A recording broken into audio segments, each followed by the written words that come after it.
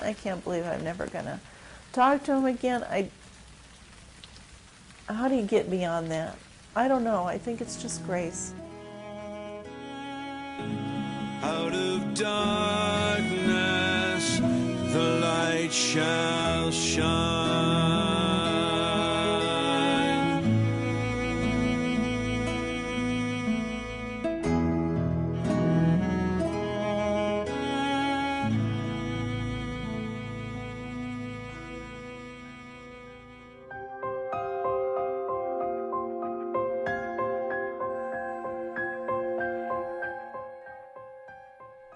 Good evening, and welcome to episode 2 of the Grief to Peace mini-series.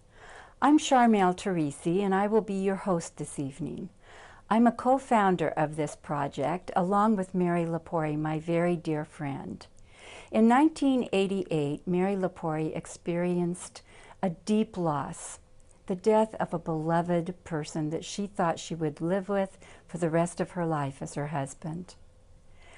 She was devastated, and upon healing, she decided that she wanted to somehow pay forward. So this Grief to Peace project is really the passion of her heart gift to you. We're so happy that you have joined us tonight. And later on, we're going to be hearing Mary Lisa's personal story. But first, I'd like to catch you up from last week. Last week, we had a beautiful panel discussion with Dorn Oatman from Hospice Austin, with Chris Ford, who is the founder and executive director of My Healing Place in Austin, and Mary Lisa herself. Mary Lisa, an RN, a wife, a mother, who in one day, his whole life was changed. Her beloved husband, Chris, went out for a run and did not come home. He suffered a massive heart attack on that run. And in that moment in space and time, Mary Lisa and her 2 sons crossed the threshold of grief. Last week, we discussed in our first episode, what is this thing called grief? And how does it affect us as human beings? The panel decided that grief was really a journey, but a very foggy journey with no roadmap. And it wasn't linear from A to Z, but spiral up and down. We decided that we jumped onto a roller coaster of emotion when we entered the grief journey. We could be mad and sad, depressed, confused. Where was that old-fashioned normal? Would we ever be normal again? And what we decided was not the normal we were before the death, but through healing, we would create a new normal. And in a few minutes, we're going to hear Mary Lisa's personal story, filmed 1 year into her grief journey. We are so happy that you have the courage to tune in to us tonight. And Mary Lisa and I will be with you in the studio at the 2.5-year mark for her in just a few minutes.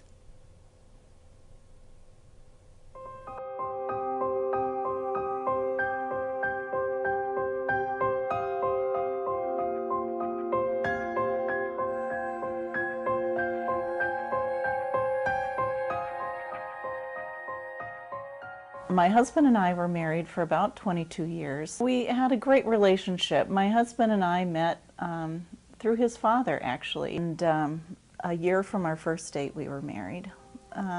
We have 2 sons who are both in college now. My husband had a real vibrant and joyful spirit.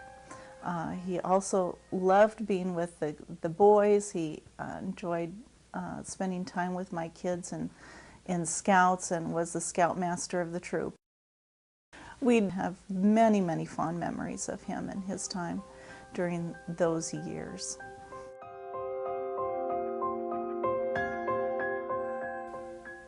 On the day that our last day together was a Good Friday, and we went to the Good Friday service where our son was going to be reading that day. So we enjoyed our time with him, and then my husband was able to have a nice chat with my oldest son on our way home that day.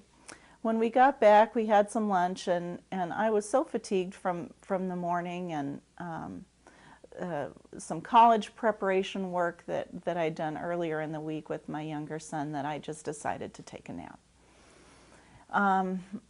I fell asleep on the couch, and then all of a sudden it was as if somebody clapped their hands, and I just woke up with a start. And I'd asked the boys where their dad was, and he said he'd been out for a run, and he didn't come home, and I just felt something was wrong. And so I thought, well, while the soup is cooking, I'm just going to jump in the car and go looking for him.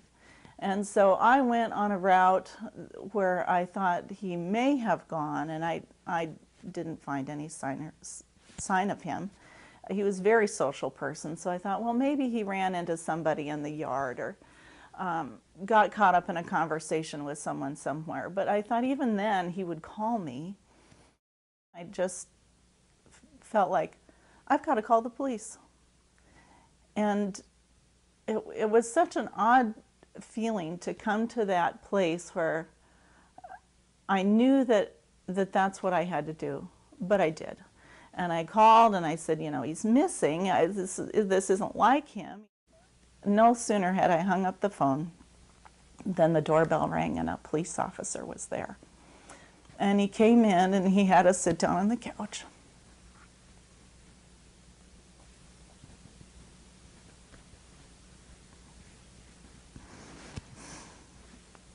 And he told us that my husband had collapsed during his run, and that they hadn't been able to resuscitate him. But because he didn't have any identification on him, they didn't know who he was. My husband was only 50 years old when he died. And he was one of those people, you know, I just couldn't believe it because he felt like Superman to me. You know, I thought, this is like Superman dying. I just couldn't believe it.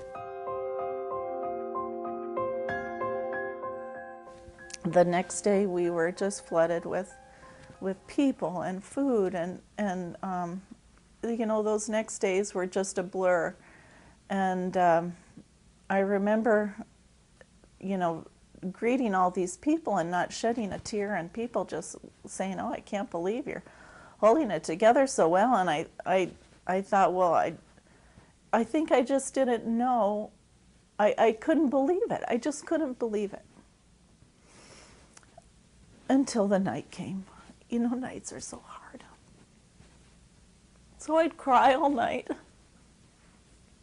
and then get up and deal with people all day. But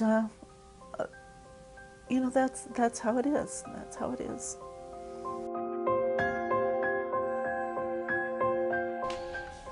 I invite everyone in the viewing audience to take a nice, slow, deep breath.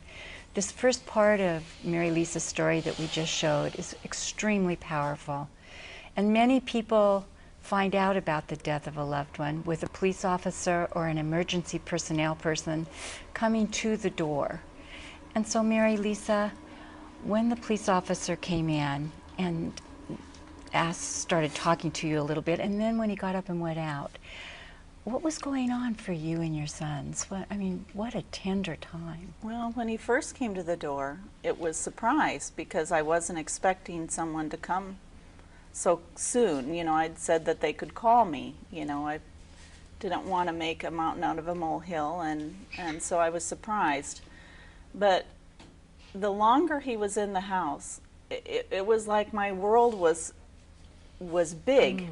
And then it just starts shrinking down and shrinking down and shrinking down. Wow. until you're in this space where you're in a dream. And you know, not having spent a lot of time around police officers, there's a certain amount of anxiety and just, I don't know, an authority figure always makes me nervous. So, so there he was. So there he was, and he was very kind and wonderful. But you do get, at least for me, I certainly had a sinking feeling. You know, when he took the picture that I'd given him out to the car, and he was asking me very specific questions about the things, you know, when he asked me about red and white striped socks, and I thought, oh, this isn't good. And then he came back, and that's when he shared with us what had happened. And by then, my world felt like a pinpoint. Completely compressed on you. Completely imploded. And, you know, I had the presence of each of my sons on my side. And I remember turning and looking at them. And then I've carried around a lot of guilt because I went into this space of not deadness, but surreal. And I couldn't, it was like I knew they were there, but I wasn't really engaging with them. And I had wished I had been able to be more present to them and their need. But I think all three of us were just so shocked by what had just happened that I think maybe that was a shared experience for all of us. We were just on this ride together, and none of us could believe it. I don't know, but I think that's a beautiful way to describe it. What would you say to her, Chris? Wow. I mean, I think what I'm hearing, and I can almost feel it with you, is that in a sense, you wanted out of that body at that point. And to be in that body and to take in what you heard was just so incredibly difficult that I suspect that part of what was happening is that you sort of moved out of the real part of that experience into a place that allowed you to keep your balance in the moment. I think because grief is such a taboo subject in our society, no matter how much we think we're prepared for it, we're never really prepared. Well said. that's true. Well said, Doran. We are never prepared for it. And that shock eventually acts as a buffer that helps us get through some pretty difficult moments in the beginning. But we don't even know the shock is there. We are just in another space and time, and I thank you all for sharing. So Mary Lisa, I happen to be a member of your church, and I was at Chris's funeral, and it was overwhelming. People deeply touched. They weren't there just to be there, to show respect. They were there out of a deep love for Chris and for your family. Well, I remember being overcome by the response of the community and the love. Oh my goodness, the love was profound. Truly.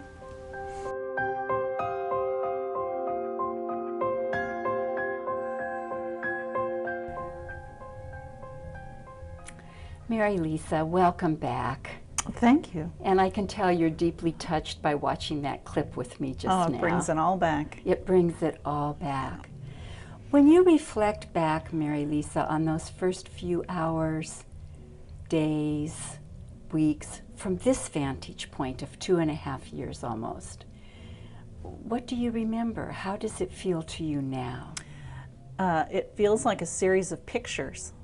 Oh. I don't remember any of the conversations. You know, I just remember faces, places, things that I had to do. Everything has a dreamlike quality to it. And if something wasn't right in front of me, it didn't exist. You know, it's that living life looking through a keyhole kind of feeling, that everything outside of what was directly in front of me, what directly needed my attention, wasn't there. And so it felt like I was a hostess at a party, but yeah, it was just a real surreal kind of feeling. Very discombobulating, very detached from my emotions, and I think that was just the shock, the buffer of that whole experience of those first few days, and it really is a tremendous gift, you know, to have that shock, because otherwise I don't know how you could possibly do what you have to do in those first few days of grief. It's interesting you should say that, because people talk about that shock up the road a piece, but then what we don't realize is when that initial shock wears off, we still have a buffering. It's sort of like when they used to use Novocaine in a dentist's office, and you'd get the Novocaine, you'd have the work done, then you'd leave the office and you'd still be kind of numb. Yes. Okay. Yes. Well, we have a secondary shock that settles in for a while. And so sometimes at 3 or 4 months, or often sometimes beyond that, people will say that secondary shock wears off, and it's a new shock to them, because now they're feeling that pain really in a raw place. It's like they've had that initial shock that got them through many things, and then this secondary shock that takes them for a while, where they think they're feeling everything, but then all of a sudden one day they wake up and they say, oh my God. This is real. This is real. He's not coming home. Yes, and the violence of that experience is really, can be very scary and overwhelming at times. I remember many times where I was so thankful that I was home alone, because I could really give voice to that pain. But the thing that I discovered was, when I allowed myself to do it, then it was as if there was a shut-off valve, and as I was able to release that energy, then it would just end. And so, you know, I began to trust that, and that I could express it, and that it wouldn't last forever, that there would be a stop, and I would be able to catch my breath again until the next time it came, and then if I was in a place where I could, you know, I could release it, and then I would trust that it would stop. Almost like a volcano going off, yes, and then it was over. Yes. Until the next eruption. Right. Or a labor pain, or you know, or something like that. It was just a volcano. Yeah. You put that beautifully, just beautifully. And you also talked about the fact that you felt like a hostess at a party, but a hostess that has to make a lot of decisions very quickly. Yes. So. Yes, I was fortunate that I had people leading me around. You know, I knew that I had to go to funeral homes, but I had people that would drive me and say, okay, we have an appointment, we need to be there by such and such a time. In just a few seconds, we're going to take a look at another piece of the clip. All right. Where you're going to discuss a little more about how that first year was after those initial weeks. Very good. But you know, you brought up an important point, reaching out and letting friends support us. We don't need to do this all by ourselves. Absolutely not. Absolutely Thank not. you so much. I'm so glad you're back with us this week. Thank you. I'm glad to be here. Thanks.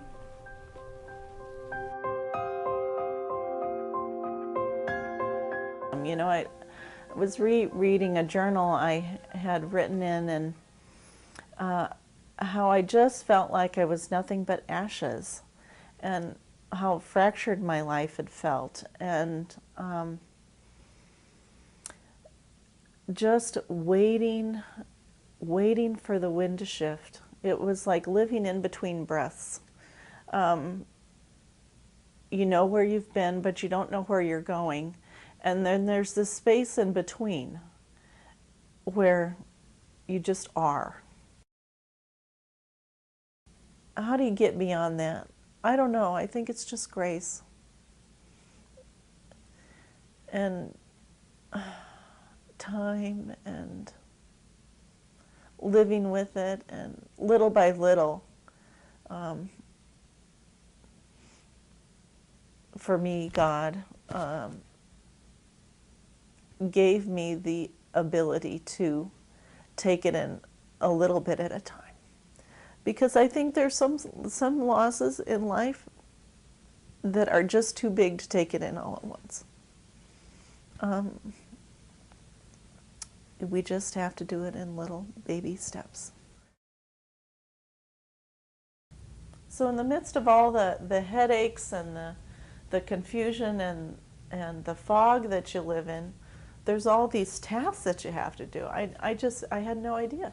I had probate and things with insurance and titles, car titles and house titles and all kinds of this business stuff. And, you know, I couldn't add 2 plus 2 together. I look back now and I just marvel how I ever was able to do it. I don't know. And, you know, I just did it. I went on a trip with a friend of mine for 2 weeks up in New England. When I came home from our trip to New England, I couldn't quit crying for 4 days. I'd come home to an empty house. My husband was gone, he was never coming back. At the end of that 4 days, I thought, okay, that's enough of that. And I thought, I've got to get a plan to start taking my life back.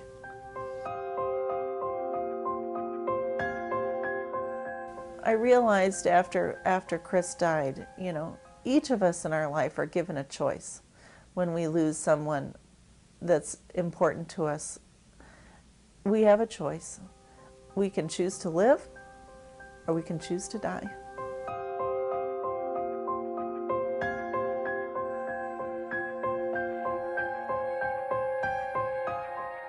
And I decided that I was going to live.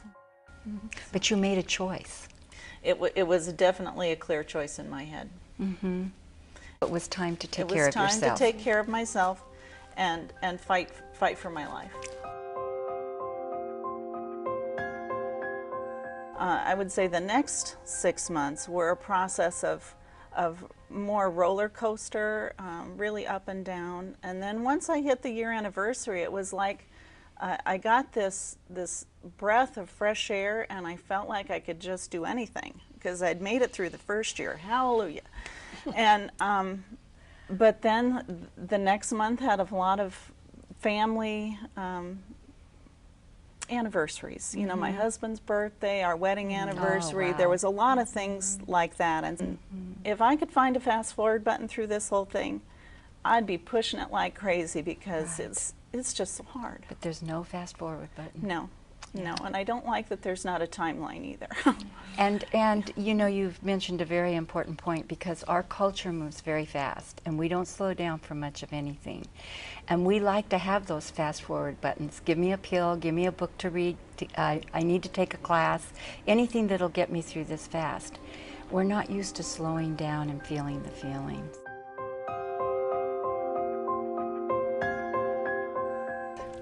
Mary Lisa, also, the day that we did your filming, Mary Lepori and I were deeply touched by the fact that you came to the filming from a baby shower. Maybe you could explain to our friends on the panel what that was all about. Well, it's kind of a happy thing actually in this story. When Chris collapsed on one of the neighborhood streets, he collapsed in front of this lady's house, and she was the first responder.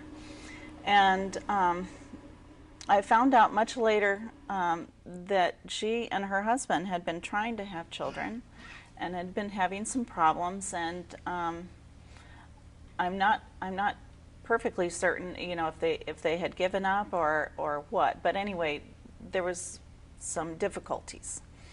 And when I discovered this, I thought, well, believing in life after death, I just decided that I would ask Chris, believing that he is alive, to pray for her, to intercede for her, and ask God to bless her with a child. And I understand that she had been doing the same thing. And, wow. A couple months later, she found out she was pregnant. Wow. It was a very short time after that. I don't know the precise dates, but it was a beautiful, beautiful thing. So a miracle in the midst. And as of yesterday, I got to meet the little baby. Oh. So it was really, really wonderful. Beautiful little girl. Thank you, Mary Lisa. That's a nice note to end this story on. Thank you so much.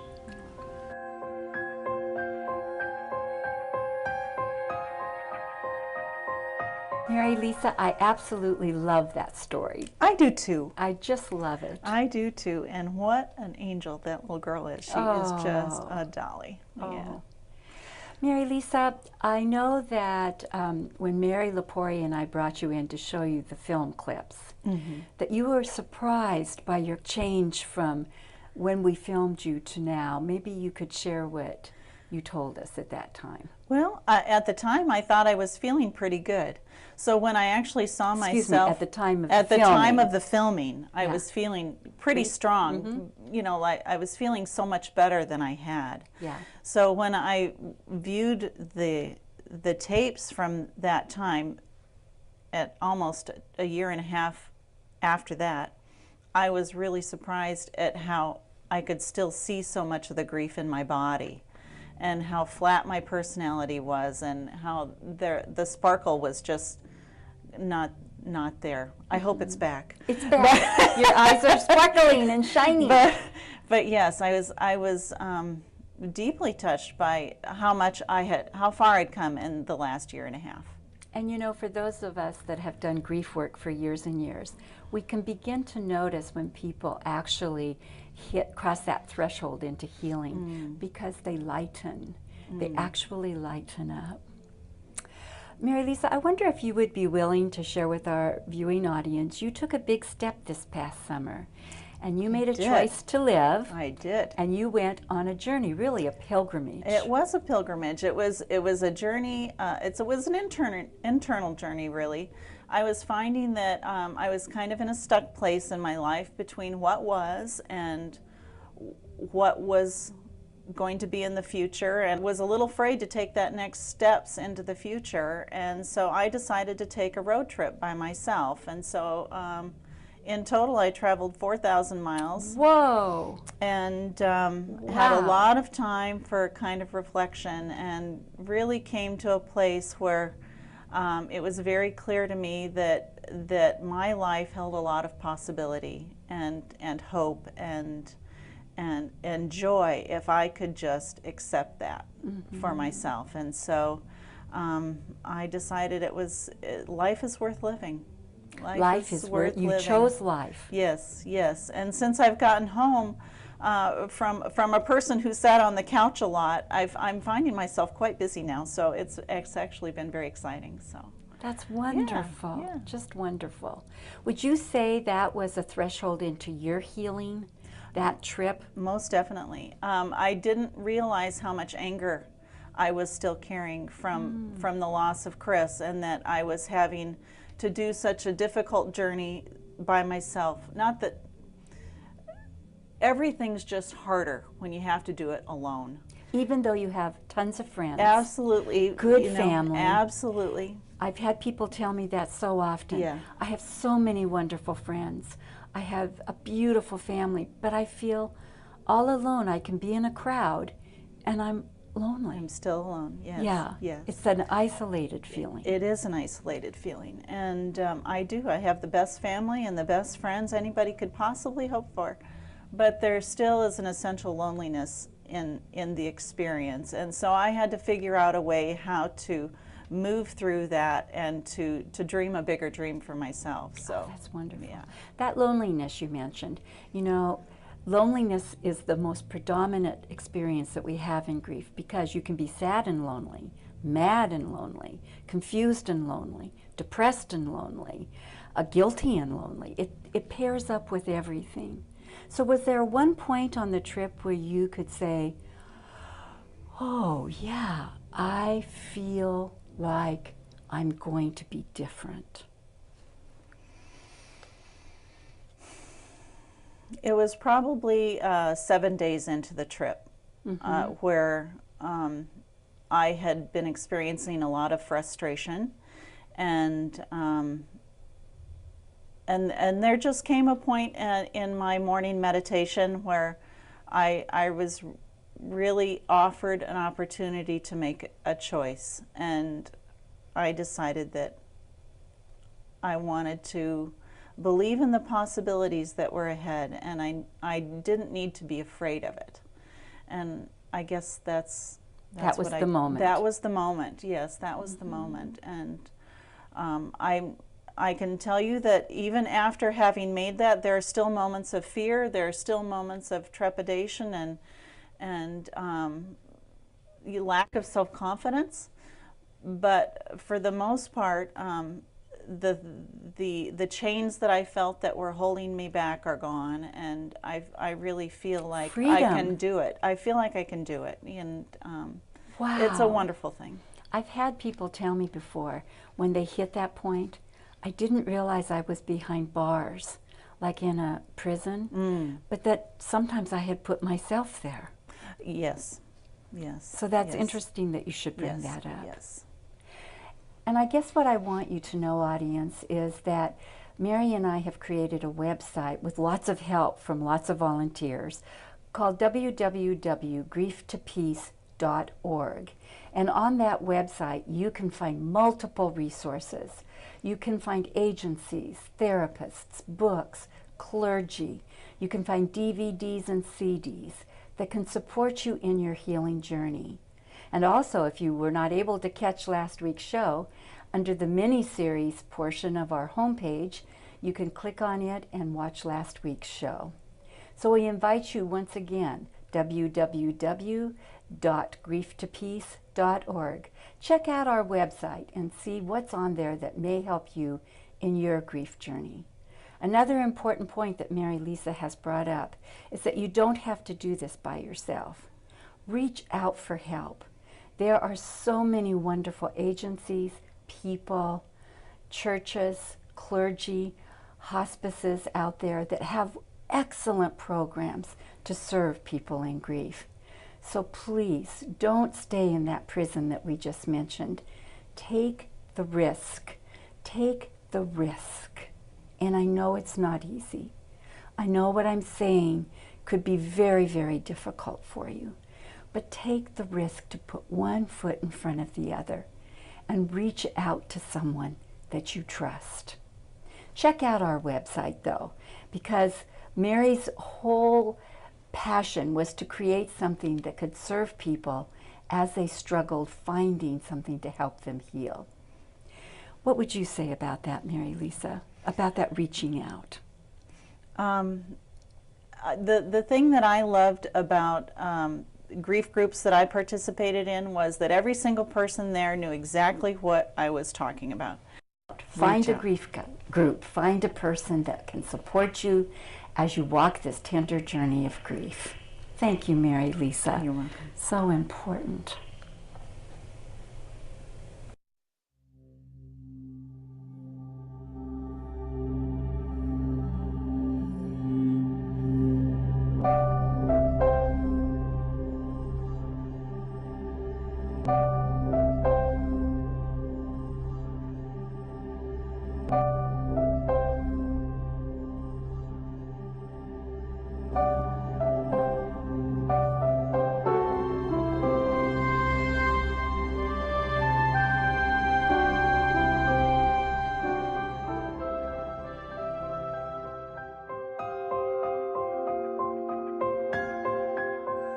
Welcome back to the Grief to Peace program.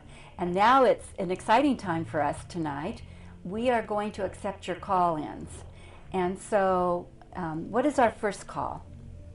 Well, I've been wondering, going back to work has been horrible. I never know when my feelings are going to get me out of control. How do I keep a simple song in the background from setting me off? Viewing audience, if you didn't hear the question, what it was, going back to work has been horrible.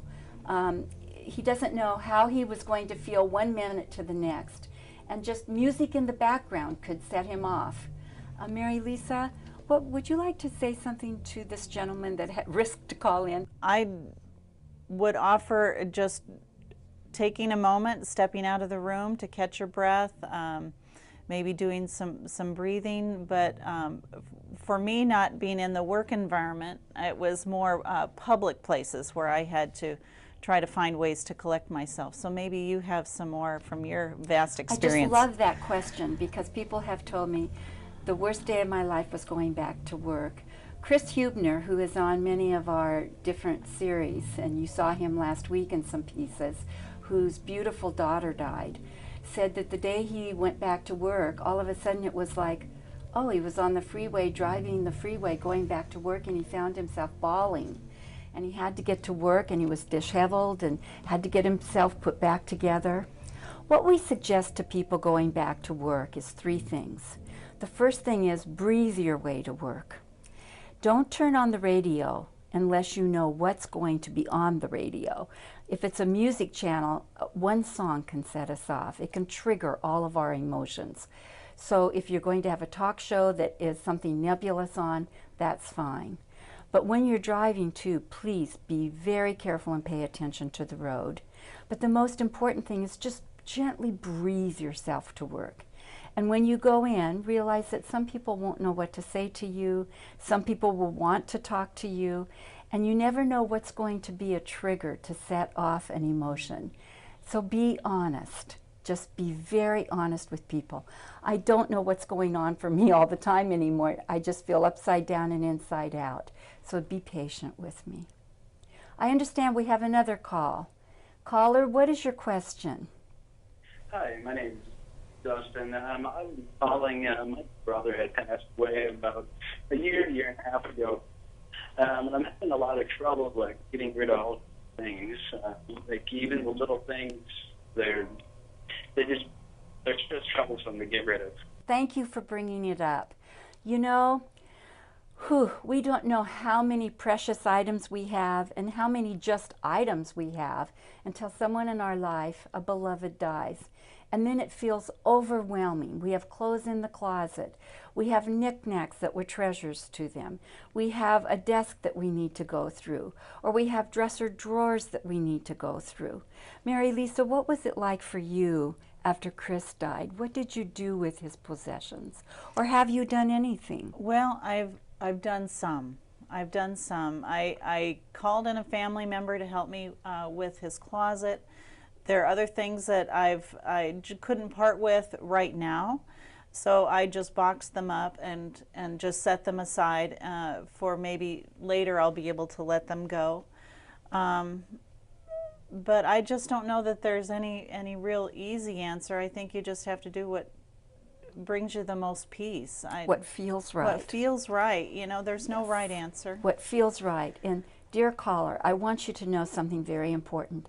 There's no timeline. I'll never forget when I worked with a woman who went to the hospital to have a baby, and she had the nursery all set up, she and her husband, and she came home without her baby. The baby had died at birth. And when she walked into the nursery, some kind family and friends had come in and completely cleaned out the room, and she was devastated. Please do this in your own time. Don't push or pull yourself. One foot in front of the other. Thank you for that important call. I understand we have another caller. Caller number 3, what is your question? It's been 8 months, and I just don't know what to do about wearing the wedding ring. Oh, thank you for that call. 8 months, and you've still got it on? She doesn't know what to do about the wedding ring, Mary Lisa. You know, the wedding ring is such a powerful symbol, and people wonder, what should I do? Should I take it off? Am I still a wife? Am I still a husband? Should I leave it on? What has been your experience with the wedding ring, Mary Lisa? Well, for me, you know, it's such a conflicting symbol because you love what it, at least I had great feelings for my husband and I loved it, but I was having a terrible time just coming into the reality of the loss. So for me, I decided to remove my wedding rings, and I can't even remember when in that first year I did. But for me, it really helped just to strip my hands of all my rings so that I could really kind of take in the whole experience. So for me, it was just, it was a grounding kind of decision. But you know, that I think you just have to do that when you feel you're ready to do that. And I know that I have friends who lost husbands 30 years ago that still wear their rings, and God bless them. You know, I think that's a beautiful thing. Once again, I would encourage you, one foot in front of the other. Don't force yourself to do anything. Do it when you feel right. Hello, I understand there's another call. Hello? Yes. Hi. It's been a little while. We were so busy together. We had such a full social life. Lots of friends, lots of group things with the kids, friends Right. and things. And, Yes. you know, I don't get invited anywhere anymore. And I guess people are uncomfortable. I don't know. But I just feel kind of like I lost my whole life, my social life, my friends, along with my husband. Oh, thank you for that call. And it's something that many people who have had a spouse or partner or loved one die face. Who am I now? Am I still a wife or what? Am I still a husband? What do I do? And then we get an invitation to go someplace, and it feels awkward. It almost feels, one woman told me, I feel like I'm 16 again, and like I'm going to a party with a boyfriend or without a boyfriend or a stag. And once again, sometimes we need to reach out and make new friends during this time. Mary Lisa mentioned the grief group. Many grief groups form into dear friendships. So I would encourage you to reach out. I know it's not easy. I know that. But reach out and begin to form a new circle of friends, not neglecting your old ones, but forming new ones who weren't a part of the other life. Thank you so much. I understand we have another call. Hello? Hello, Can you hear you're me? on the air. Hi, my name is Anna. Anna, welcome. I have all these wonderful people calling me, and I so appreciate their support. But I just don't have the energy to call back. Oh, I feel so Anna, guilty about that. thank you so much. Yes, we have so many family and friends that call, especially right after the death. Mary Lisa, what would you say to that question? Well, I sure understand the feeling. Yeah, I think that's one of the things that I would really love for people to understand is that when you're in the throes of grief, you just don't have the resources to call back. So one of the beautiful things that someone taught me is that when you call, say, I'm just thinking of you, you don't have to call back, or something like that, just to let them know that you're thinking of them, or an email, or just some little thing to let them know that we're present in your thoughts is an important thing. But I certainly understand that you just don't have the energy to make those calls. And Anna, some people put a new recording on their phone that says, "Hi, I'm Anna, and I so appreciate your phone call. And as you can well understand, I'm feeling overwhelmed at this moment, and I just don't have the energy to call back." Thank you so much. Thank you, all you callers that called in. Those were great questions, Great Mary questions, Lisa. and not easy, and not easy. easy.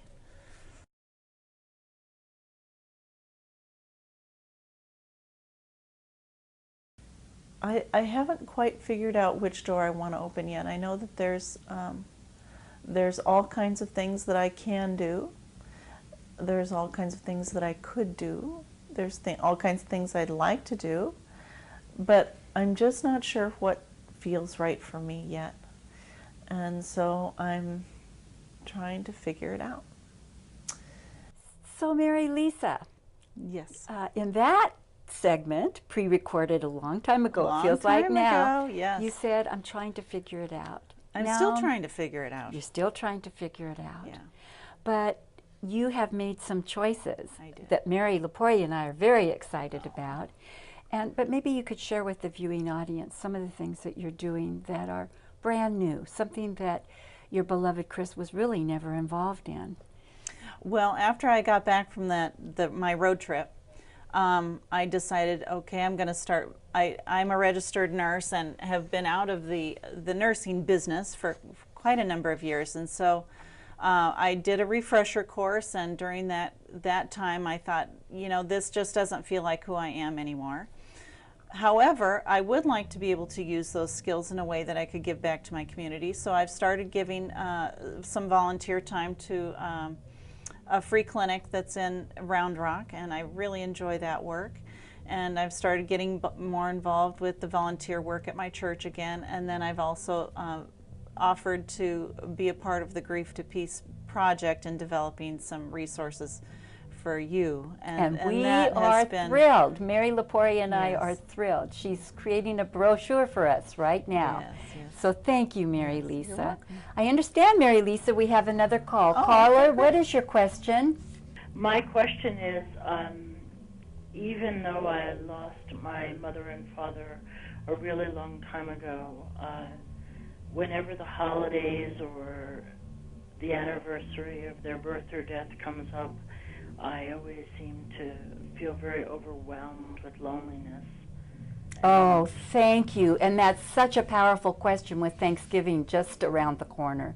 Thank you so much for that question. What I would like to say to you is that we have choice during the holidays. Several things that I would like you to remember. I'd like to kind of focus on Thanksgiving since that's the closest holiday right now. We cannot just ignore the fact that the beloved people that have built memories with us over the years during holiday times are just not there. We can't ignore it.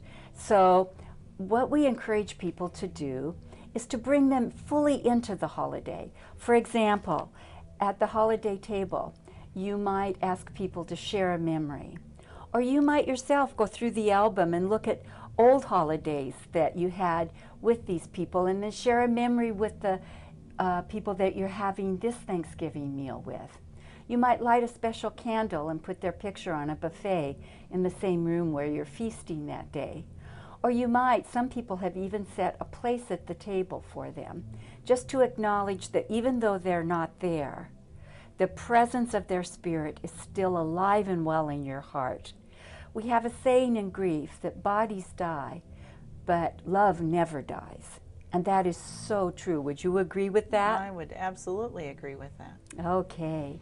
Thank you for that call. And Mary Lisa, I'd like to go into some other things that you and I have discussed the past couple of days in preparing for this evening.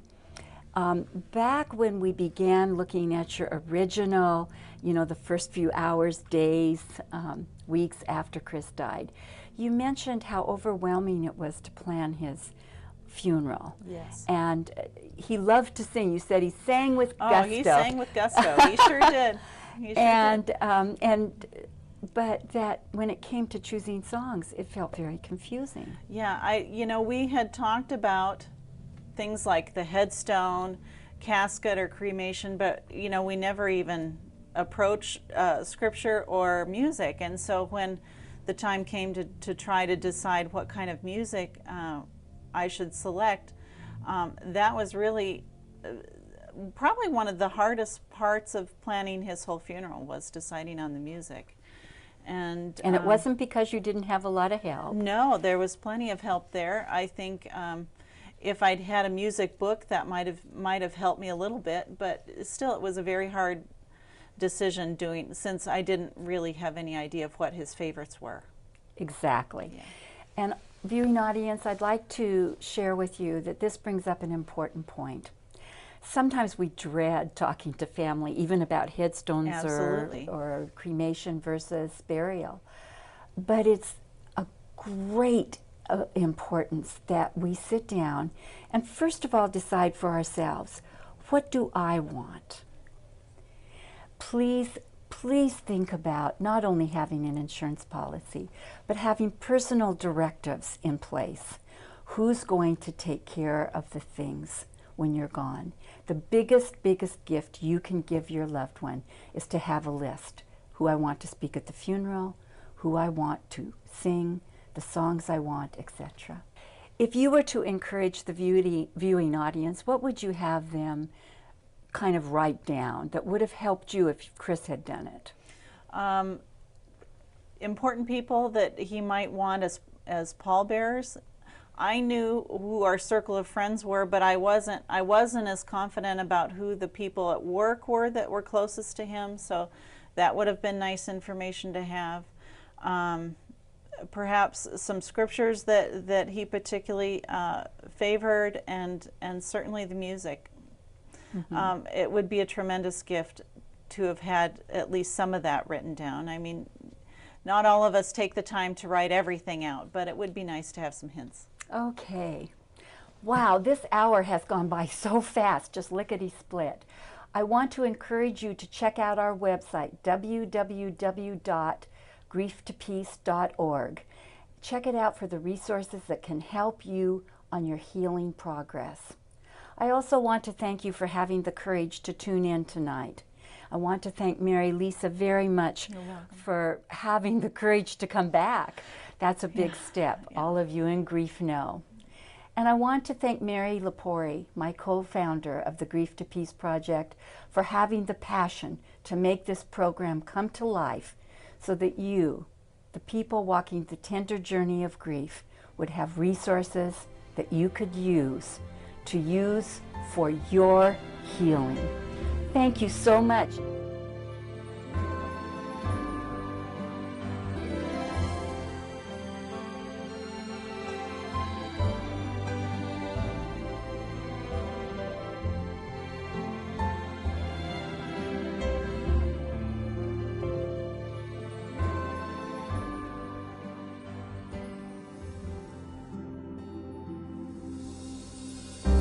The pain of loss is the great reminder of all the love that we shared.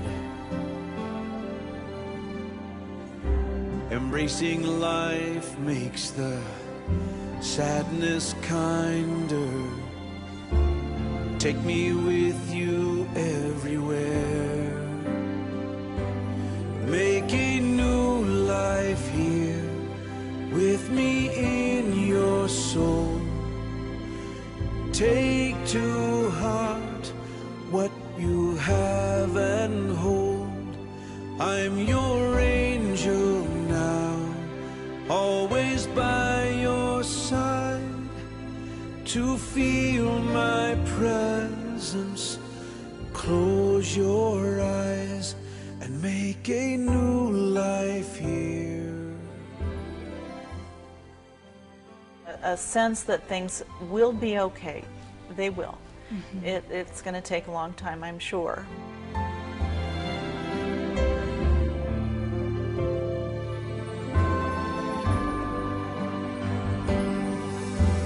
Do not let your heart be troubled. Our love is still alive. Nothing on this earth can take what is always you and I. Make a new life here with me in your soul. Take to heart what you have and hold. I'm your